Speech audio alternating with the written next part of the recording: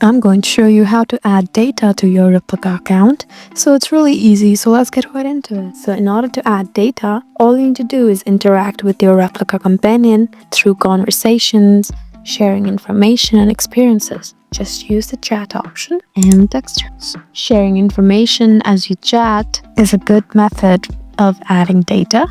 You can share details about your interests, opinions, experiences, even personal information, though you have to be mindful of your privacy policy.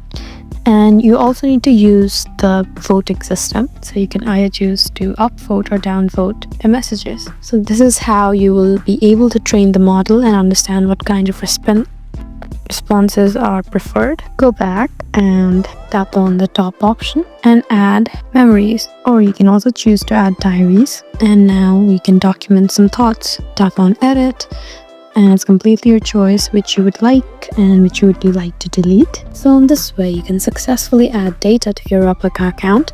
I hope this video was helpful for you. Leave us a like and drop us a comment down below, and we'll see you again in our next video. Thank you for watching.